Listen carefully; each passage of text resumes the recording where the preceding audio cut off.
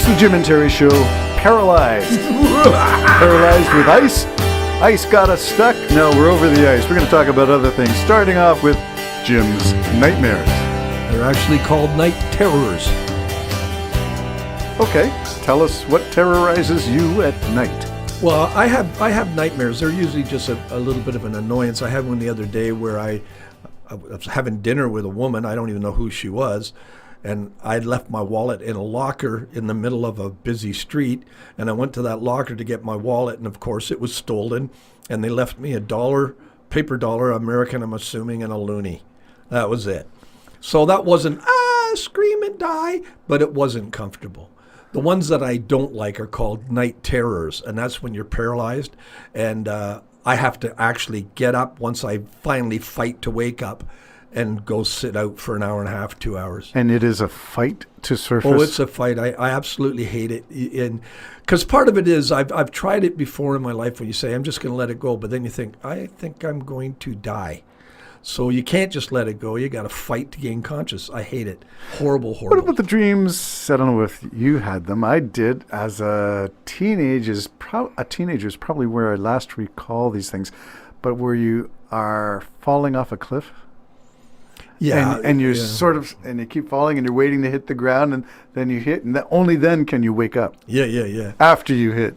I think I was going to say, I guess we have all had those. I'm not sure if we all have had those, but I would lay money that's probably even a baby crying for no reason in the middle of the night, probably dreamt that fell out of the crib and was slamming onto the floor. So you think it's primordial? It's part of our big It's the flying ones that used to bother me. I used to love them. Oh, great, I got a flying dream. But you never, as soon as you realize you're flying, you can't gain control.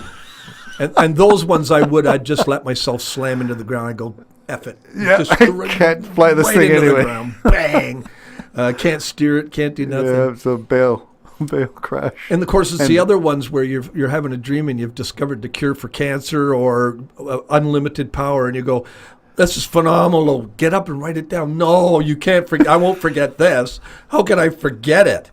And of course, you wake up and go, "What was that? What was that?" These things that plague us. They plague us in the day. They plague us in the night.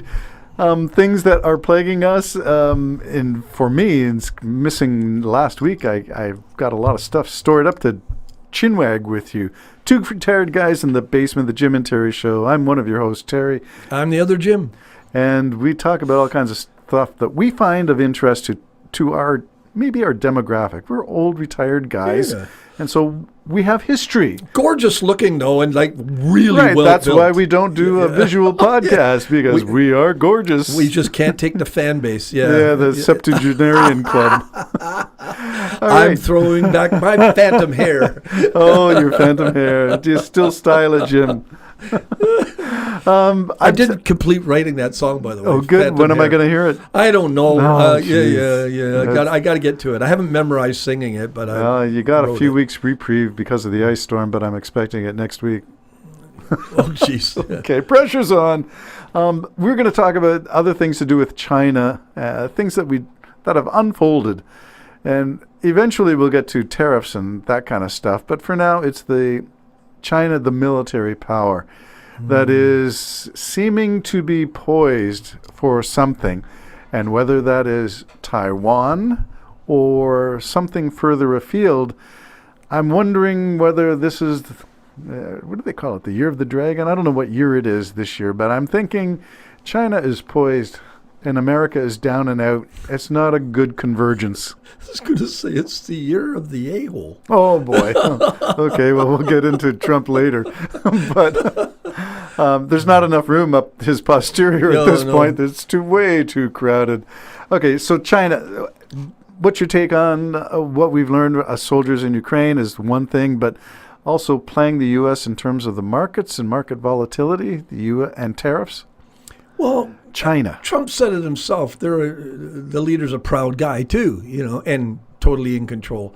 So them just putting the tariffs on is just, I think they're just saying screw you, and maybe they're using the same bargaining tactics as Trump claims to be using, where when cool heads prevail, they'll get together and there'll be a 10% tax. I don't know. It's what they're doing, what it does to the small investor. is what really bothers me, how they can do that with complete clear Well, the conscience. small investor is the ma and pa, is the small business. And small business, we know, is the backbone not just of United States, it's the backbone of the Canadian economy. But the retirement, the 104K, The 401k. 401k, Yeah. which is dropping, and we talked about it earlier at breakfast, where you see $5,000, the markets went up for $5,000, and you're saying to your wife, Mavis, we can help Cindy get through college or something, because all we want to do is keep this base. This is, as long as we got this amount of money there, we can take the other and put it some. Well, wait, that's now gone to 10 In less front of than your that. eyes, the right ticker. in front of your eyes.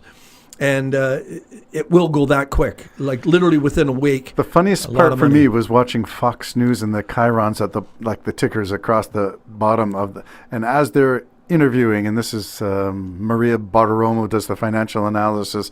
It could be any one of the other talk shows hosts interviewing Trump spokespeople live on air as the ticker's going down, talking about this. He's such a smart guy. He makes the greatest deals. He's got a spine of steel. He will not cave in.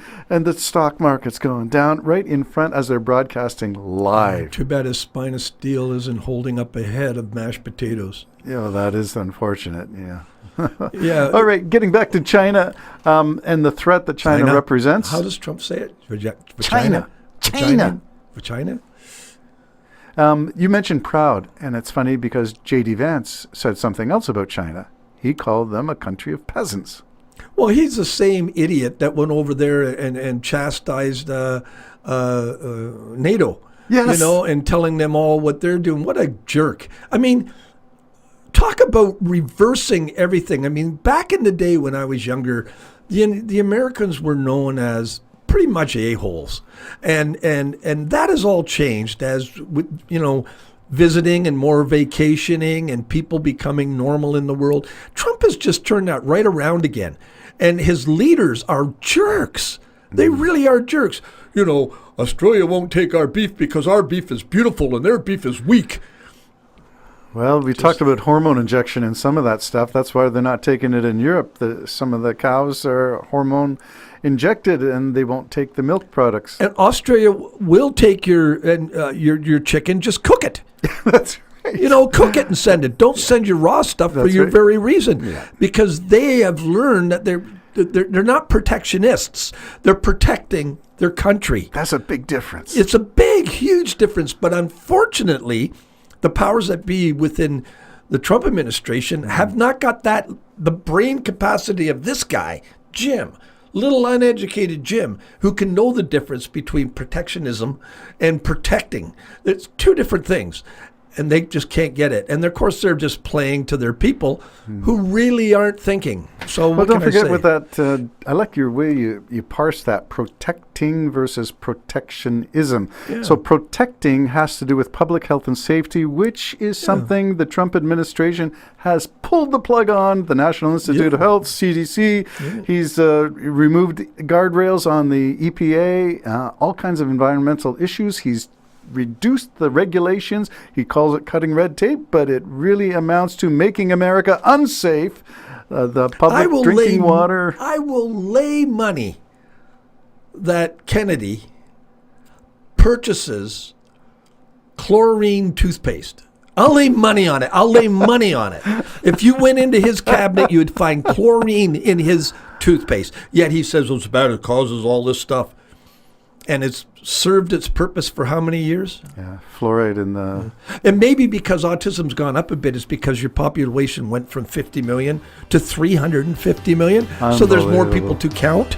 Jeez. Oh, gee, how did we get onto this? We didn't even cover China, the threat, military, the threat, digital warfare, the threat. All right, the online. next show, stay tuned. The next show is going to be all about China. Jim and Terry Show. What do we know? Two guys with a coffee in the basement. Bye-bye for now. Driving